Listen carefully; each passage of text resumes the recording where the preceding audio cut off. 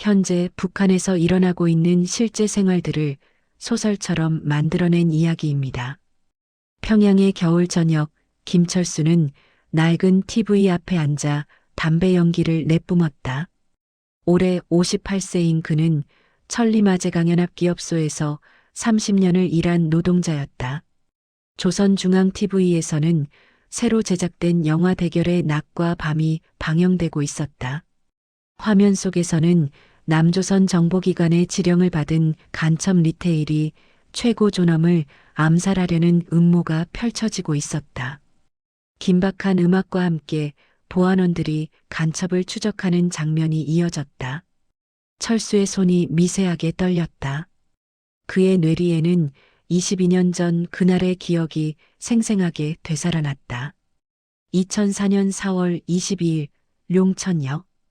당시 철수는 청진에서 평양으로 가는 기차에 타고 있었다.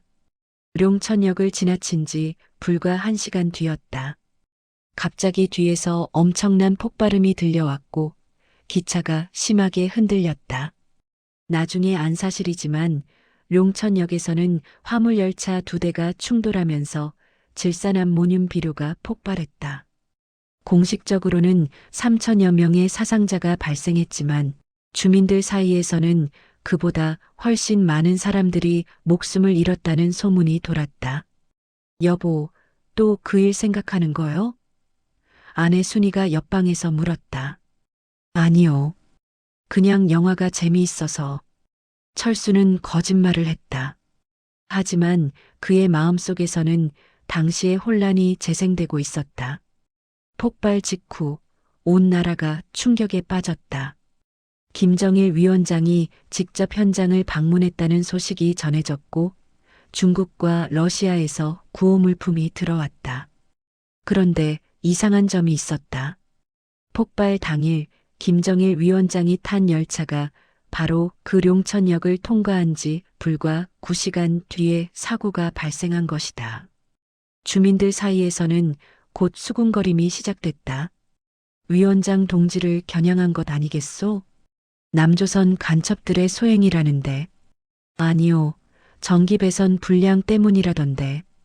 공식 발표는 전기배선 접촉으로 인한 사고였지만 아무도 그것을 믿지 않았다. 특히 보안원들이 사고 직후 수상한 사람들을 대대적으로 색출했다는 소문이 돌면서 간첩에 의한 암살 시도였다는 이야기가 기정사실처럼 퍼져나갔다. 영화 속에서 간첩 리테일이 폭발물을 설치하는 장면이 나오자 철수의 주먹이 불끈 쥐어졌다. 저런 개만도 못한 놈들. 그는 이를 갈았다. 다음 날 아침 철수는 직장 회의에 참석했다. 생활총화 시간이었다. 50대 노동자들이 모인 자리에서 영화 이야기가 나왔다. 동무들, 어제 그 영화 봤소? 작업반장 김일성 이름이 우연히도 주석과 같았다이 물었다. 봤지요. 피가 끓어올랐소. 한 노동자가 답했다. 그래요. 우리가 룡천 사건을 잊어서는 안 돼요. 저 간첩 리테일 같은 놈들이 우리 사회에 얼마나 많이 숨어 있겠소? 철수도 거들었다. 맞소. 룡천에서 내 동료 2명이 죽었소.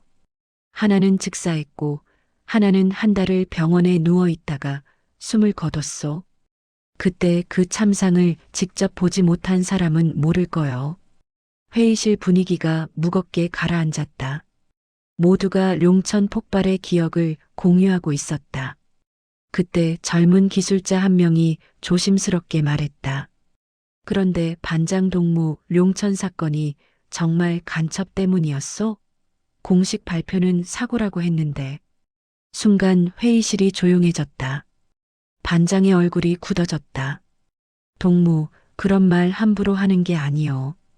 공식 발표야 그렇다 해도 우리가 다 아는 진실이 있지 않소? 그때 보안부에서 얼마나 많은 수상한 자들을 잡아갔소? 철수가 끼어들었다. 맞소. 내가 직접 들은 이야기인데 폭발 후 일주일 동안 평안북도 전역에서 신원조회가 있었소. 출신 성분이 불명확한 사람들은 모조리 조사받았다고 하더이다. 또 다른 노동자가 덧붙였다. 우리 처남이 당시 보안서에 있었는데 남조선에서 보낸 무전 신호를 포착했다는 소리를 들었다고 하더이다. 물론 확실한 건 아니지만 이렇게 해서 룡천 사건은 다시 한번 공식적으로는 사고지만 비공식적으로는 간첩의 소행으로 받아들여졌다. 대결의 낮과 밤이라는 영화는 이런 집단적 믿음을 재확인시켜주는 역할을 했다. 점심시간, 철수는 식당에서 밥을 먹으며 동료들과 대화를 나눴다. 영화 속 리테일놈, 정말 죽여도 시원치 않을 놈이요. 한 동료가 말했다. 그래요. 성공도 못할 짓을 하겠다고 무고한 인민들만 희생시켰으니 철수도 분노를 감추지 못했다. 룡천에서 죽은 사람들 중에는 어린애들도 많았다고 하지 않았소? 학교가 폭발 범위 안에 있었다던데. 그렇소. 내 조카도 그때 다쳤소. 지금도 귀가 잘 안 들린다오. 분노와 슬픔, 그리고 적개심이 뒤섞인 대화가 이어졌다. 이들 기성세대에게 대결의 낮과 밤은 단순한 영화가 아니었다. 그것은 자신들이 겪은 트라우마를 재현하고 그 트라우마에 대한 설명을 제공하는 서사였다. 하지만 같은 식당 한쪽 구석에서는 전혀 다른 분위기가 펼쳐지고 있었다. 26살 박민혁은 동료 청년들과 함께 식탁에 앉아 있었다. 그들도 대결의 낮과 밤을 봤지만 그들의 반응은 기성세대와는 완전히 달랐다. 야, 너 혹시 간첩이냐? 민혁이 농담조로 친구 성우에게 물었다. 바른 대로 말해. 성우가 영화 속 보안원의 억양을 흉내내며 맞받아쳤다. 너 곁에 나 있소. 또 다른 친구 영철이 끼어들며 웃음을 터뜨렸다. 이들은 영화 속 대사를 패러디하며 즐거워했다. 기성세대가 영화를 보며 룡천 사건을 떠올리고 분노했다면 청년들은 그저 재미있는 대사와 장면들을 소재로 농담을 주고받았다. 그나저나 주인공 배우 연기 괜찮던데? 성우가 말했다. 응, 인민 배우 최성국이잖아. 역시 연기를 잘하더라. 민혁이 답했다. 근데 나는 보안원 역할한 배우가 더 인상적이던데. 목소리 톤이 진짜 무섭지 않았어? 맞아. 그 바른 대로 말해. 할 때 소름 돋았다니까.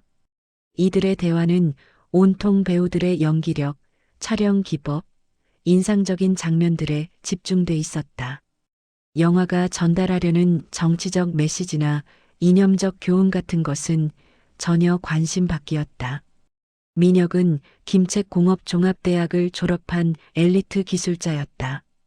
그는 외국 영화들을 몰래 본 경험이 있었다.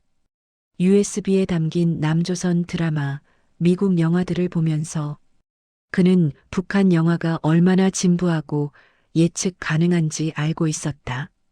대결의 낮과 밤도 마찬가지였다. 줄거리는 뻔했다. 간첩이 침투하고 보안원들이 추적하고 결국 간첩은 체포되거나 죽고 체제는 승리한다. 언제나 같은 패턴이었다. 야, 솔직히 남조선 영화가 훨씬 재밌지 않아? 영철이 주변을 살피며 작은 목소리로 말했다. 쉿, 그런 소리 함부로 하지 마. 민혁이 경고했지만 그도 속으로는 동의했다. 근데 진짜 궁금한 게 룡천 사건이 정말 간첩 때문이었을까? 성우가 물었다. 민혁이 어깨를 으쓱했다. 글쎄, 나는 그냥 사고였다고 생각하는데. 질산암모늄이 얼마나 위험한 물질인데 관리를 제대로 안 했으면 당연히 폭발하지. 하지만 어른들은 다 간첩 소행이라고 믿잖아. 어른들은 뭐든 간첩 탓으로 돌리고 싶어 하시니까. 그게 더 편한 거지. 우리 잘못이 아니라 외부적의 음모라고 생각하면 마음이 편하잖아. 이런 냉소적인 태도는 민혁만의 것이 아니었다. 그의 또래 청년들 대부분이 비슷하게 생각했다. 그들은 1990년대 고난의 행군 시기에 태어나거나 어린 시절을 보낸 세대였다. 배급이 끊기고 아사자가 속출하고 국가가 인민을 먹여 살리지 못하던 그 혼란기를 경험했다. 그 시기를 겪으며 이들은 깨달았다. 국가의 선전을 액면 그대로 믿어서는 안 된다는 것을, 스스로 살아남아야 한다는 것을. 그래서 이들은 장마당 세대가 됐고, 돈이면 무엇이든 해결할 수 있다는 자본주의적 사고를 자연스럽게 받아들였다. 저녁이 되자 민혁은 친구들과 함께 은밀한 모임을 가졌다. 이들은 정기적으로 만나 외국 영상물을 함께 보는 비밀 클럽을 운영하고 있었다. 물론 발각되면 교화소행이지만 조심스럽게 운영하면 큰 문제는 없었다. 보안원들도 뇌물을 받으면 눈 감아주는 경우가 많았다. 오늘은 남조선 액션 영화를 볼 예정이었다. 민혁의 집 지하실에 모인 청년 7명은 USB를 컴퓨터에 꽂고 영화를 재생했다. 야, 이거 진짜 CG 지린다. 한 친구가 감탄했다. 우리는 언제쯤 이런 영화를 만들 수 있을까? 다른 친구가 한숨을 쉬었다. 글쎄, 기술도 기술이지만 자유가 없으면 불가능하지. 저기는 감독이 자기가 만들고 싶은 걸 만들 수 있잖아. 영화가 끝난 후 청년들은 맥주 물론 밀수품을 마시며 이야기를 나눴다. 그나저나 대결의 낮과 밤 때문에 요즘 검열이 더 심해진 것 같지 않아? 성우가 말했다. 맞아.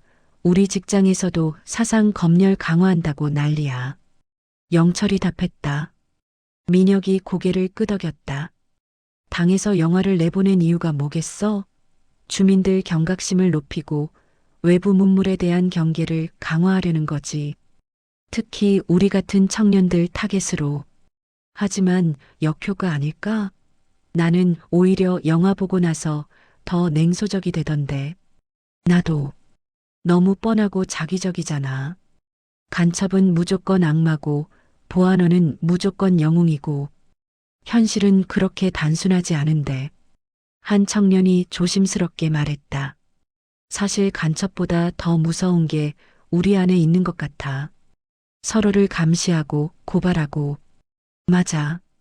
영화에서는 간첩이 적이지만 현실에서는 이웃이 적이 될 수도 있지. 분위기가 무거워지자 민혁이 화제를 돌렸다. 어쨌든 우리는 조심해야 해.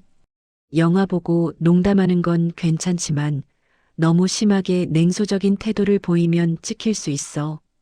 그래, 겉으로는 충성스러운 척하고 속으로는 우리 생각을 지키는 거지 뭐. 이런 이중적 태도는 북한 청년들 사이에서 보편화된 생존 전략이었다. 공개적으로는 당의 노선을 따르는 척하지만 사적으로는 완전히 다른 가치관을 가지고 있었다.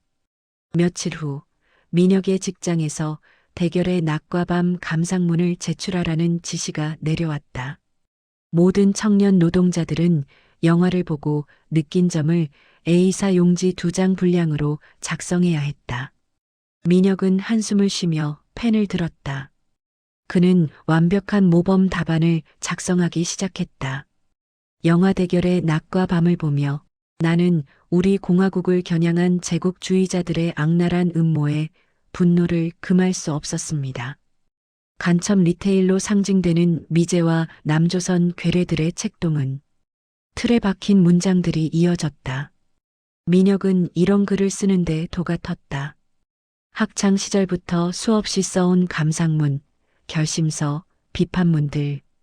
이제는 생각하지 않아도 저절로 손이 움직였다. 하지만 그의 마음속 진짜 생각은 전혀 달랐다. 이런 선전 영화로 우리를 세뇌하려 들지만 이미 늦었어. 우리는 바깥 세상을 알아버렸으니까. 사회주의 애국 청년동맹 80주년 기념 1호 행사가 평양 5월 1일 경기장에서 열렸다. 10만 명의 청년들이 집결했고 대규모 집단 체조와 예술 공연이 펼쳐졌다. 민혁도 그곳에 있었다. 거대한 경기장을 가득 메운 청년들, 완벽하게 동기화된 집단 체조, 화려한 불꽃놀이. 분명 장관이었다. 연단에서는 당 간부가 연설을 하고 있었다. 친애하는 청년 동무들, 여러분은 우리 당의 미래이며 조선의 희망입니다. 대결의 낮과 밤에서 본 것처럼 제국주의 적들은 끊임없이 우리를 위협하고 있습니다. 하지만 여러분의 충성심과 헌신이 있는 한 우리 공화국은 영원할 것입니다. 청년들은 일제히 환호했다. 만세, 만세, 만세. 민혁도 손을 들어 환호했지만 그의 눈빛은 복잡했다. 옆에 서 있던 성우가 작은 목소리로 속삭였다. 이거 진짜 효과 있는 것 같아. 옆에 있는 애들 봐. 눈이 초롱초롱하잖아. 민혁도 주변을 둘러봤다. 정말로 많은 청년들이 진심으로 감동받은 듯한 표정을 짓고 있었다. 어떤 이들은 눈물까지 흘리고 있었다. 그래, 영화보다는 이런 게 더 효과적이지. 민혁은 생각했다. 직접 경험하고 집단의 에너지를 느끼고 소속감을 갖게 되는 거니까. 행사가 끝난 후 청년들은 각자의 집으로 돌아갔다. 민혁은 지하철을 타고 가며 오늘 본 광경을 곱씹었다. 우리 청년들이 정말 변한 걸까? 아니면 그냥 적응한 걸까? 집에 도착한 민혁은 아버지와 마주쳤다. 아버지 박성철은 룡천 폭발 사건의 생존자였다. 당시 룡천역에서 짐을 싣고 있다가 폭발의 충격파에 날아가 중상을 입었다. 기적적으로 살아났지만 오른쪽 귀의 청력을 잃었다. 아버지, 주무시지 않으셨어요? 응, 기다리고 있었다. 행사 어땠니? 좋았어요. 인상적이었어요. 성철은 아들의 얼굴을 유심히 바라봤다. 민혁아, 너 요즘 대결의 낮과 밤 이야기를 친구들과 농담으로 주고받는다며? 민혁이 깜짝 놀랐다. 누가 그러던가요? 내 직장 선배가 우연히 듣고 나한테 말해줬다. 걱정돼서 그러는 거야. 아버지, 저는 그냥. 알아. 너희 세대가 우리와 다르다는 거 나도 안다. 하지만 민혁아, 조심해야 한다. 이 나라에서는 농담 하나가 목숨을 앗아갈 수도 있어. 성철은 아들을 안치고 진지하게 말을 이었다. 나는 룡천에서 죽다 살아난 사람이야. 그날의 공포를 너는 모를 거다. 하늘이 무너지는 것 같았고 사람들이 비명을 지르며 타 죽었어. 나는 운이 좋아서 살았지만 내 친구들은 그날 다 죽었다. 아버지, 그래서 나는 그 영화를 볼 때 피가 끓어. 간첩들이 정말 우리를 노린 건지 아니면 단순한 사고였는지는 모르겠어. 하지만 그날의 고통은 진짜였어. 그 고통을 누군가 책임져야 해. 그게 간첩이든 관리 부실이든. 민혁은 처음으로 아버지의 관점을 이해하기 시작했다. 기성세대에게 대결의 낮과 밤은 단순한 선전 영화가 아니었다. 그것은 자신들의 트라우마에 대한 설명이자 고통에 대한 해석이었다. 아버지, 이해해요. 하지만 저희 세대는 달라요. 저희는 다르다는 거 안다. 너희는 정보가 많고 바깥 세상을 알고 비판적으로 생각하지. 하지만 민혁아, 그게 항상 좋은 건 아니야. 때로는 믿음이 필요해. 무언가를 믿어야 살아갈 힘이 생기는 법이야. 하지만 아버지, 거짓을 믿으며 사는 게 무슨 의미가 있어요? 거짓이라고 단정할 수 있니? 모든 게 명확하지 않은 이 세상에서 우리는 선택을 해야 해. 무엇을 믿을 것인가, 무엇을 위해 살 것인가. 나는 이 나라를, 이 체제를 믿기로 선택했어. 그게 나를 지탱해주는 힘이야. 부자의 대화는 깊은 밤까지 이어졌다. 세대 간의 차이, 신념의 차이, 그리고 각자가 선택한 삶의 방식. 다음 날 민혁은 직장에서 특별한 광경을 목격했다. 한 젊은 여성 노동자가 비판 투쟁 대회에 끌려 나온 것이다. 리수진 동무는 대결의 낮과 밤을 보고도 아무런 감동을 받지 못했으며 오히려 영화를 비하하는 발언을 했습니다. 비판자가 외쳤다. 수지는 고개를 숙인 채 서 있었다. 그녀는 민혁과 같은 또래였고 명석한 기술자로 알려져 있었다. 수진 동무, 자아 비판을 하시오. 수진이 떨리는 목소리로 말했다. 저는 영화의 예술성에만 집중했고 정치적 메시지를 제대로 이해하지 못했습니다. 이는 제 사상 의식이 부족했기 때문입니다. 깊이 반성합니다. 민혁은 그 광경을 보며 소름이 돋았다.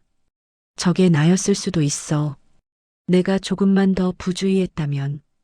비판 투쟁은 2시간 동안 계속됐다. 수지는 결국 3개월간 사상 재교육을 받게 됐다. 그날 저녁 민혁은 친구들을 불러 모았다. 우리 조심해야 해. 수진이 당한 거 봤지? 당국이 정말로 청년들을 타겟으로 하고 있어. 그래, 대결의 낮과 밤 이후로 분위기가 확 달라졌어. 성우가 말했다. 앞으로는 공개적으로 농담도 하지 말자. 외국 영상물 보는 것도 당분간 자제하고. 청년들은 모두 동의했다. 생존이 최우선이었다. 하지만 한 청년이 조심스럽게 말했다. 그런데 말이야, 우리가 이렇게 숨어서 살아야 하는 게 정상인가? 침묵이 흘렀다. 모두가 같은 생각을 하고 있었지만 아무도 말하지 못했다. 민혁이 천천히 입을 열었다.